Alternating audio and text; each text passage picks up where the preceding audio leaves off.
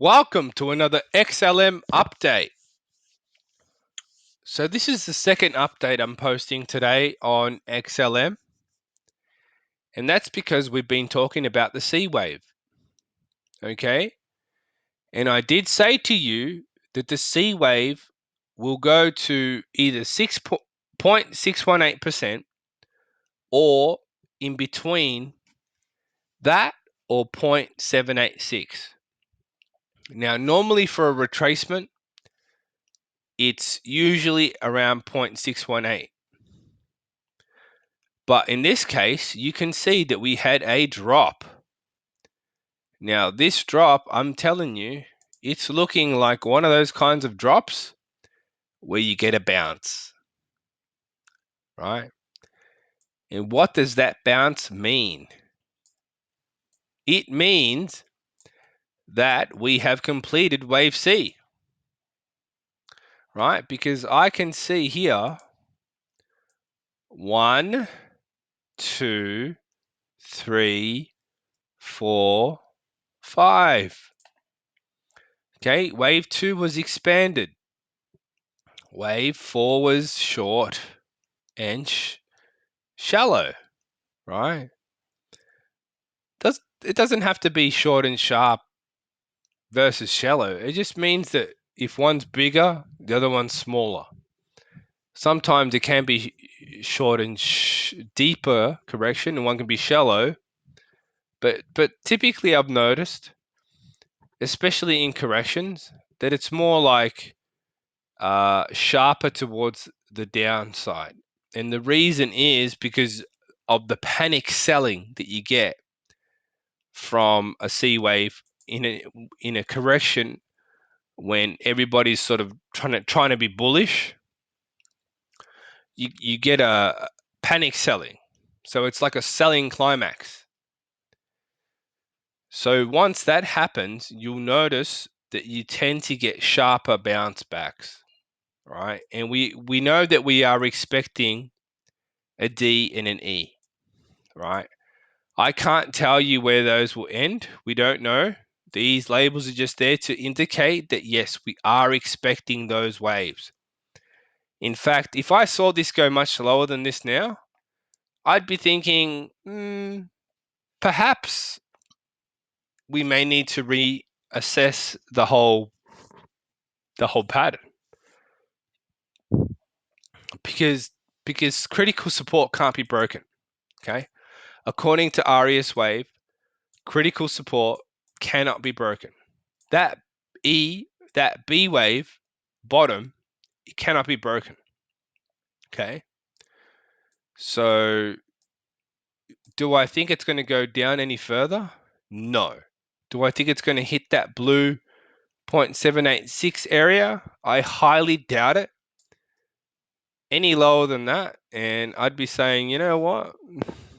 I could be wrong. I could definitely be wrong here. And then all cryptos crash at the same time.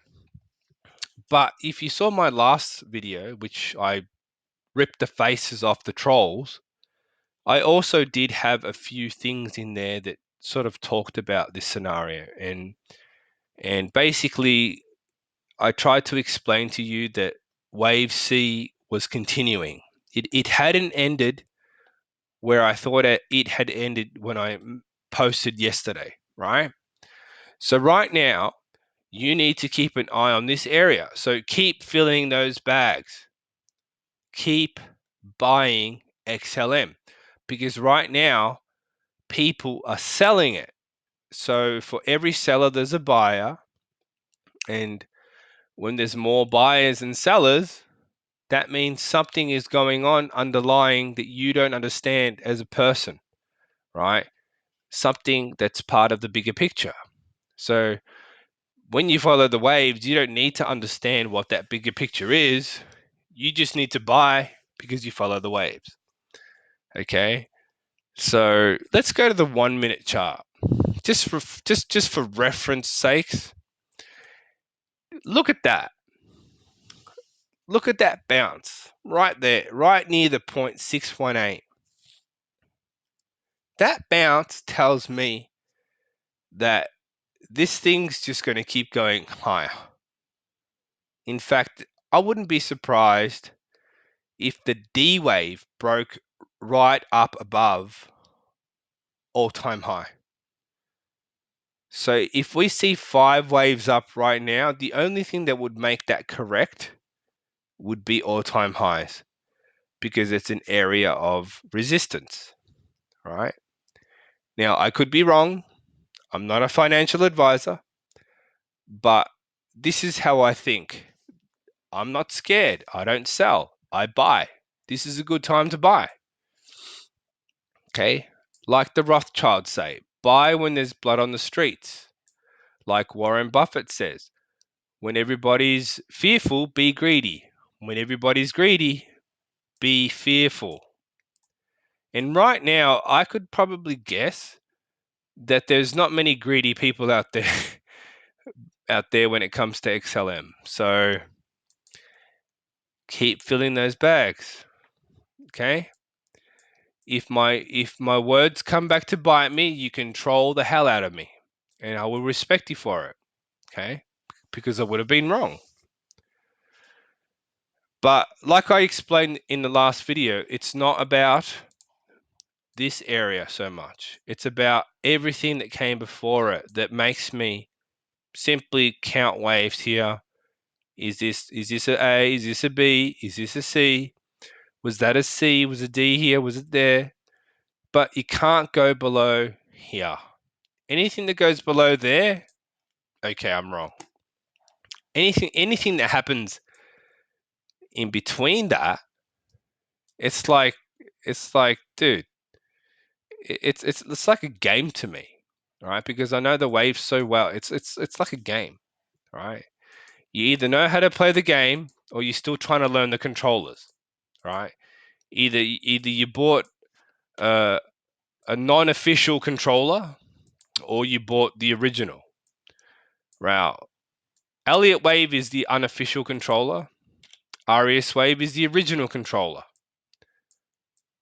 But that's not the whole story, okay? Because you can have a system that works, but it doesn't mean that you're going to use it properly, okay? It depends on how you practice. It depends on how you use the waves to your advantage. It depends on how you absorb material. Can you absorb material to the point where it actually makes sense so much that when you apply it to real charts, it actually makes sense? Because if you can't do that, I suggest you don't even bother trying to learn AriasWave. I even suggest you don't even bother trying to learn AriasWave either, because that's even more complicated and it doesn't even make any sense.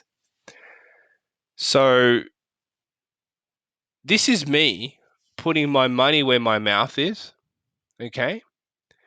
This C wave is basically completed, okay? It's not going to go any lower. So this is the defining video. This video will make me wrong or it will make me right. So how about we let the waves dictate whether I'm right or wrong, okay? Because nobody else can do that. They don't have the knowledge, they don't have the know-how. So in a nutshell, you can link this video as part 2 of the previous video, which I'll link below. And by the way, that's the only video I'm going to link below to make it very obvious that this is part 2 of that video. And yeah, you could also watch the Bitcoin video, which I may also post down there as well, because they are interrelated, but they are not the same, okay? Because going back to what I said many times, 2 things. It's not AriasWave that's the problem. It's the interpretation of the person using AriasWave that could potentially lead to an incorrect identification of the waves. And the second thing you must understand is that every single chart has its own pattern, which means every single pattern within that chart has to achieve its objective. And if you don't know what the objective of every single pattern is, well, then you don't know AriasWave. Okay, learn AriasWave. I've tried to explain as much as I can. I will do another live stream soon. If you comment live stream in the comments, the more I see them, the more it's going to build me up. It's going to fire me up, and I'm just going to do a full-on live stream. And I'm going to give you everything, right? Because I know that even if I do give you as much as I can in a live stream, there are going to be so many questions that you probably still won't get it, even if I answer all of them. It happened in the last live stream. I tried to explain it, but still, not many people got it.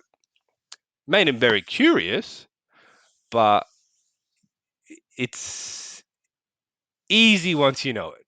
It's hard if you don't know it. It's like solving the Rubik's Cube, basically.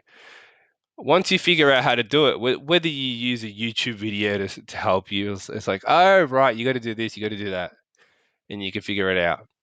But if you don't have any kind of guidance, trying to figure out a Rubik's Cube on its own, forget about it. You'll be sitting there, might be till the end of time. 13 years, might take you 13 years to do it, but hey, that's just my opinion. Hopefully you found this video interesting and informative. Thank you for watching.